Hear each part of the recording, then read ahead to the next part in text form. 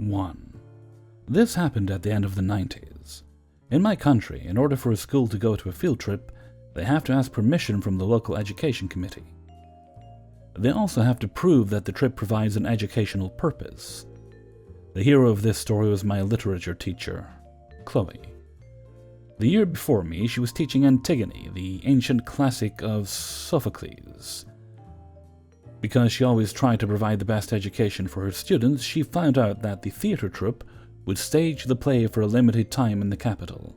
That was a rare opportunity because most ancient classics are staged during the summer on a big theatrical festival. She talked to the headmaster, who agreed that it was a good opportunity, and they submitted a petition for a field trip. The education committee answered a week later, basically making the school miss their window, that the request was denied due to, and I quote, "Watching a theatrical performance doesn't cover any educational purpose, since it's an entertainment activity." The headmaster and Chloe were disappointed, to say the least, but they couldn't do anything about it this time. Chloe did the best she could, assigning roles to some of her students, and kind of play out the whole thing during class, but Chloe remembered.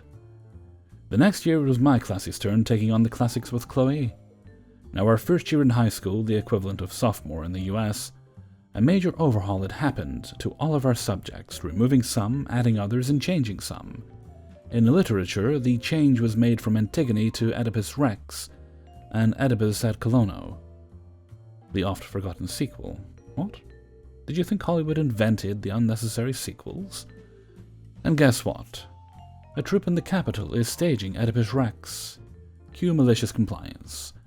That year, Chloe had done her homework. She had read the rules and regulations from cover to cover. She submitted again, but slightly changed. You see, during the overhaul, Political Science 101, not the exact name of the subject, but that was the gist of it, was added. So she asked for a field trip to the Parliament.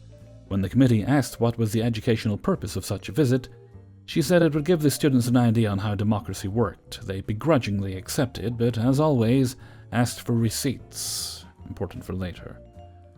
So one sunny morning, most of our class got on the bus and traveled to the capital. After a 3-hour trip, we were outside the Parliament.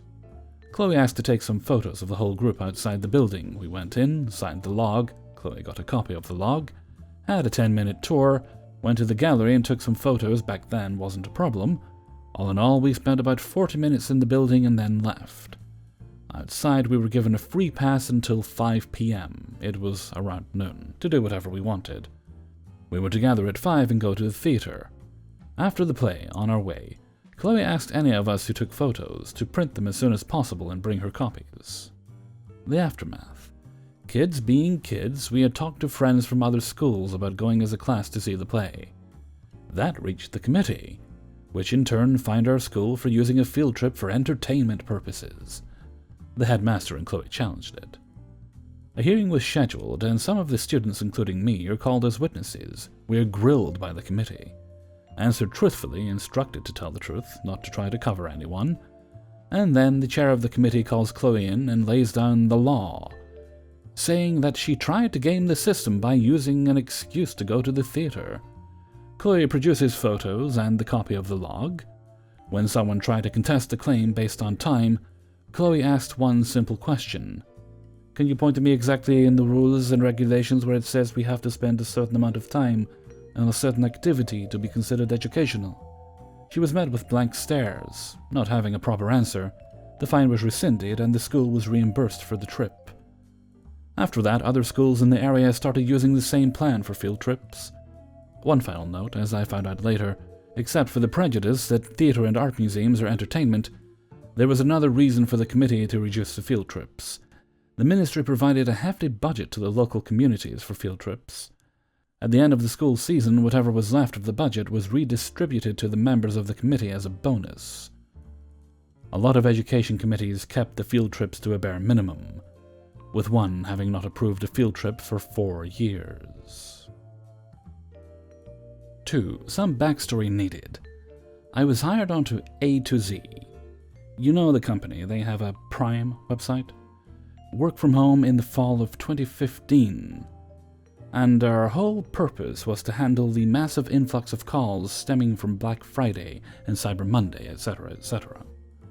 Anywho, there are some goodies from there, but they don't really fit here. Fast forward to February of 2016, and I'm hired on fully permanent, not just seasonal and during the winter craziness. My team lead put my name on the list for a newly created call queue titled Concessions Abuse. I was in heaven. I have tough skin, and kept a running tally of all the Christmases I ruined. So I did the training, but if the user was flagged as an abuser, they were sent to me and a crew of 20 others all like me. We were the end of the line. If you got me, I had the power to close and lock your account, among other things. Okay. On to the story of malicious compliance. Random day number 532. Call of the day number who bloody knows. I get my favorite entitled Man Karen. Thank you for calling ATOS customer service. How can I help you today? I need my refund now. I've been waiting forever. Where's my money? Oh man, I'm so sorry. Let me look into this for you. Can I have your address and phone number and zip code to verify your account? Fucking hell, fine. They give me their address, zip, and phone number. It's the order with the 2 MacBook Airs. I need that refund today.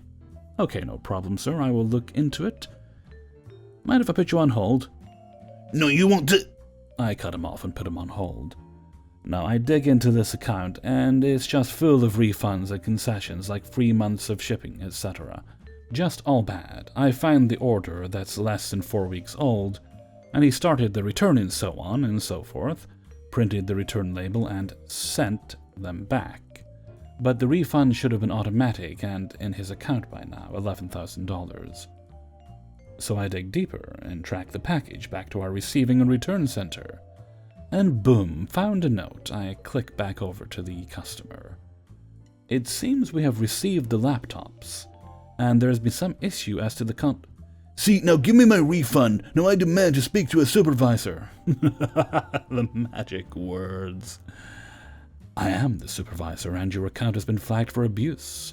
If you would like the funds sent to you, we are going to request that you send the actual laptops and not bags of sand. I have no idea what you're talking about. I want my money right now, you liar and thief and motherfucking and various words, some racism thrown in there for flavor, I guess. I have a deep voice, and I guess some people mistake me for being on the darker side. Now at this point, per my training, I'm required to do some things. 1. Pull his info. 2. Fill a form that would lead to a police report being filed. 3. Close the account. The issue is this man was an authorized user on an account controlled by what looks like a small business orders of office supplies, etc. Turns out the CCs on the accounts are business cards. So I also sent an email with all the information regarding the closure and why there was no refund issued, and that a police report has been filed, to all of the active emails attached to the account. Okay, sir, thank you for holding. I have now emailed you and everyone on the account with all the information going forward. Your account is being locked and closed. We have also contacted your local PD filing a report. Thank you for being the best part of ATOS, and have a nice day. I hang up. The aftermath. The owner of the company responded to my email the next day and informed me that entitled man Karen was no longer employed and did not have permission to buy the laptops to begin with, and was trying to get them returned to save his job. Well, that didn't work. Turns out the owner took all our info and the police report to charge him with the grand theft. Beyond that, I have no idea what happened, but I do know we got a package with 2 new MacBook Airs.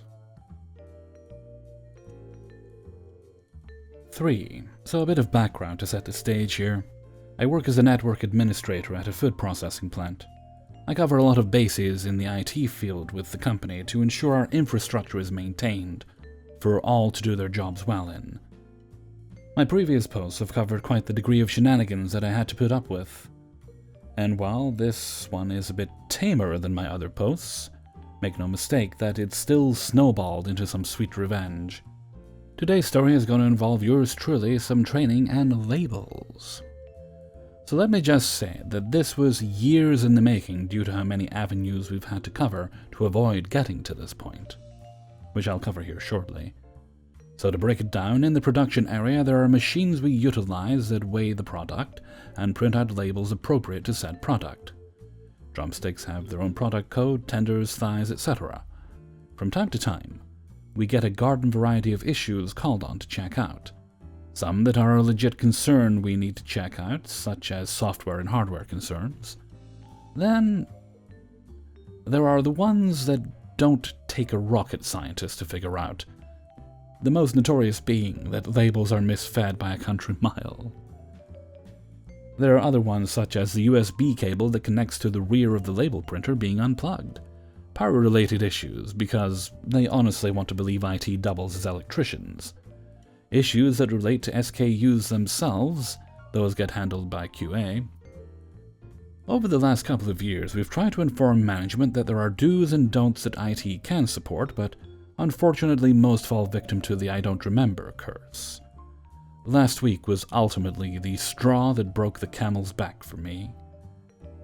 Having to witness not one, not two, not even 3, but 5 printers out on the floor that all had some of those issues, most notably being the labels. So we, the IT department, decided that it was time to have a sit-down with management and pretty much lay down the law on this. What was said was, we provided you the training materials, I've stayed behind after work and early for both shifts to cover said training materials, that if we are called on to check out a printer from now on, and it fits any of the criteria we deem as something the user can investigate, we will walk away until that condition is met first. My boss had already signed off on this as well, emailing the head honchos themselves of the same discussion, having agreed to the terms, to ensure everyone follows the same sheet of music. Wouldn't you know, however, that not even a week after the sit-down I have already encountered my first one. The user called me over the radio, informing me that they're having issues getting the printer to generate any labels with their machine. Having asked over the radio if they've inspected the printer, I was informed that they did and proceeded to make my way down there. What I found was well beyond what I had thought. Inspecting the device, I encountered the following. The USB cable was unplugged. The touch screen needed calibration. The printer itself had its default settings restored. And the most obvious of all, the label was misfed by a country mile. I called the lead over to investigate and asked if she was aware of this, to which she said without hesitation, no. Heaving a sigh, I told her that the only things I will do is calibrate the touchscreen and restore the proper settings to the printer. She would have to do the rest. Here's how the rest of the convo went. Well, you're here now, why don't you do it? Because I won't, it's that simple. Well, why not? Because it was part of the agreement that you and the others signed off on, remember? Well, it's only one time. I'll remember for next time. There isn't going to be a next time because there won't be a this time. You signed the agreement knowing what I outlined for you all. So you're just going to leave this as is? Pretty much. You can either set it back as is or leave it, but ultimately this falls on you. You're being unprofessional, you know that? I'll inform your boss about this. You go right ahead. I already have pictures of what I encountered, and since you signed the agreement, I promise this will fall back on you in the end. The user ultimately caved and went ahead and corrected the 2 discrepancies, and just like that, the printer started feeding the labels it was backed up on because of the error. In the end, our department did as best we could to assist our users, but there's got to be a line drawn somewhere for these sort of things. Anyway, that pretty much sums up today's story, but I hope you are all still staying safe out there, and as always, thanks for listening. 4. Once upon a time there was an evil witch. This all happened my senior year of college, spanning about 6 months. I lived in a duplex where the main floor and second floor were occupied by myself and friends. Oftentimes we'd throw parties in our incredibly large attic. One of the times we got a noise complaint. Everyone was very respectful when the cop asked us to shut things down and left no problem. All residents were 21, 22, and we were the only ones asked to ID ourselves. Had a fine conversation with the officer and he went on his way. Probably one of the easier incidents in a college town. While we lived off campus, any incident like this gets reported to the school. All 6 of us received a letter stating we had to go to a class about drugs and alcohol because we threw a party where drugs and alcohol were supplied to minors. We could of course appeal this, and we did. The school only needs 51% certainty that the event occurred, how they thought it did. Seeing as everyone ID'd was 21 and there had been no drugs, we thought we had a strong case. This meant all 6 of us had to meet with the assistant dean individually to go through the events of the evening, so she could ascertain what really happened. First 4 went fine. My female roommate was 5th and I went last. She went home in tears. The assistant dean apparently tried to rip her to pieces, said she had awful friends. Why not just admit we had drugs and given alcohol to minors? She stuck to her guns, but it sounded awful. I can handle that stuff, but I hate seeing people I care about go through situations like that. I went in prepared for my meeting, already hating this woman. I even had my phone recording the conversation in my shirt pocket. Single-party consent state in terms of audio recording. The conversation ended with her saying, "Why can't you just follow the rules and act like a grown-up?" A few weeks later, we all received another letter. They had dropped the drugs and alcohol bit due to lack of evidence, but had decided that we had created an unsafe environment with only one exit. There were a few lines in the letter where Student X said that in event of a fire, guests would have been asked to jump out of the rear window, and other completely fabricated statements. Sure, there was only 1 flight of stairs up to the attic, but unbeknownst to the assistant dean, we had one of those fire escape ladder window things.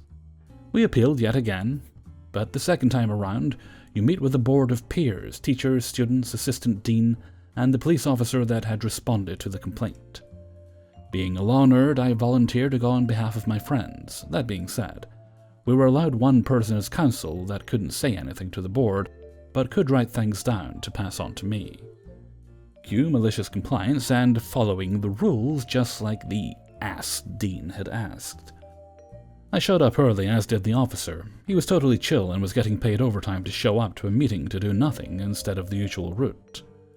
Everyone shows up, and the assistant dean immediately questions why I have someone with me. Well, per school code 14 subsection B, etc., I'm allowed to. This is my friend who has a law degree, just following the rules. We get into semantics and how dangerous our party could have been, blah blah. I get to speak last without any interruptions, until I yield. Time to drop bombs. I pull out printed sheets for everyone in the room of my Amazon account showing I had purchased the fire escape ladder thing months before the party had happened, proving we had indeed multiple exits. I then passed out copies of the letter we had received written by the assistant dean, and it highlighted all the fabrications and lies about the previous conversation I'd had with her. I recorded our entire meeting. I'd like to take time for you all to hear that. At this point, she's fuming, and blurts out that what I did is illegal. The cop butts in and just gives that a big old nope. Single-party consent for audio recording. We all listened to the full 15 to 20 minutes, so as you can see, all rules were followed by myself and my peers, and nothing unlawful happened. Not one of the highlighted sections was actually said. The only thing that worries me is how the assistant dean openly lied, as well as brought my roommate to tears. I had asked that all charges be dropped at this time against us. She then tried to backtrack, saying she made grammatical errors in the letter, but everyone was smart enough to see the difference between the wrong form of "your" and telling people to jump out of a window. A few weeks later, we all received another letter stating that we were all good, and no further action would be taken. I then went out of my way almost daily to walk through the admin offices, where the assistant dean's office was, to give her a wave and a smile. 5. This happened back in 2010. I started working for a cemetery and funeral home combination a couple of years before this all took place. We had around 10 salespeople on our team and worked for a major corporation. At first, we had an amazing sales manager, Jim. He had actually worked at that location as a sales rep years prior and understood what we dealt with each day. He was extremely supportive and brought a great work culture to the team. Jim encouraged us to help families to the best of our abilities, and sales were simply a byproduct of that process. So, everyone involved benefited, including the families we served. We were so successful that Jim received a promotion in 2010 to a regional market manager position in a different area, leaving us without a sales manager at our location. The rest of the sales team and I speculated that the company would bring in another manager from a smaller location to help continue our success. Instead, they decided to hire from outside the company. The guy they chose to replace Jim was a sales manager from a major insurance company. We will call him Dick. While Dick had a background in sales management, he knew close to nothing about what it was like in the funeral industry, and he had a style of management completely unlike that of Jim. At first, some of us tried to make him aware of the team culture we had in place, and how things would virtually run themselves if he would simply maintain what Jim had accomplished. Dick became very dismissive, and went as far as putting a label on the bottom of his coffee mug that read, "The Boss." Anytime someone would try to speak with him about the mistakes we believed he was making, he would take a sip of his coffee, thus showing the label. It was basically an FU. While this succeeded in shutting down complaints, it also alienated him from the sales team. He would also often brag about his past achievements and fail to acknowledge current success of our team members. It didn't take long before morale started to decline and sales performance began to slow. This was when we found out why Dick changed industries. It became clear that Dick had a drinking problem. He started disappearing around noon and would return a couple of hours later smelling of alcohol and appeared red-faced and very relaxed. Dick also hired on a new sales rep to join the team. She was far different from the rest of us. She was young, good-looking, and very smug. She was a well-endowed woman that apparently had just the right assets to gain Dick's approval. She'll call her Bimbo. Bimbo had a background in business-to-business sales and did not mesh into the family culture we had developed over the years. Her arrogance made it clear that Dick had big plans for her to be promoted quickly through the ranks. It was about that same time when we also heard of an incident involving Dick during his 2 weeks of training at corporate headquarters. Dick allegedly fell asleep while watching the Super Bowl and left the bathtub faucet on in his hotel bathroom. It was running long enough to overflow the tub and flooded 2 rooms below his, one of which was the hotel's IT room, causing around $20,000 in damages. This knowledge, combined with Dick's apparent drinking habits, told us a lot about how he handled stress. As morale continued to decline along with our sales revenue, Dick became more and more irritated. We had daily sales meetings, and his desperation began to show. It was clear that the corporation was pressuring Dick to improve sales, and that his job was in jeopardy. It is important to note that sales managers had the ability to give team incentives in order to motivate a team when necessary. While Jim had occasionally offered incentives, it was never anything like what Dick offered our sales team at that time. We tried to explain to Dick that it was a slow time of the year for sales and that pushing customers too hard often ended up with less than ideal outcomes in the end. Dick was having none of it. He promised that he would take the entire team out to celebrate if we hit our sales quota for the month. His incentive was a riverboat cruise for each salesperson, plus 1 guest each, if we simply hit our quota for the month. He said that if we had any customers that were on the fence, that we should do whatever we had to in order to close the deal. We all agreed to do just that. For the next week and a half, we called every contact we could and pushed every deal towards a contract until we hit quota. We never sold anyone anything they didn't actually want, but we simply pushed to get it done sooner. The end result was we barely made our quota for the month. Dick quickly took pride that he had pulled it off and made his quota for the month and booked the riverboat cruise as he had promised. He even arranged for a limo ride to and from the cruise. My wife and I, however, decided to drive ourselves. We are not big drinkers, and normally wouldn't even go on something such as a riverboat cruise. But there was no way I was going to miss out on what was about to unfold.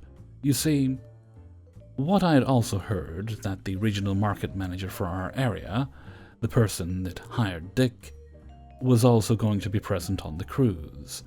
I also knew that Dick would make sure there was a full bar available on the company dime. I was right. My wife and I agreed in advance to have one drink each and do a little dancing together, as we rightly deserved. However, what we really came to do was sit and watch.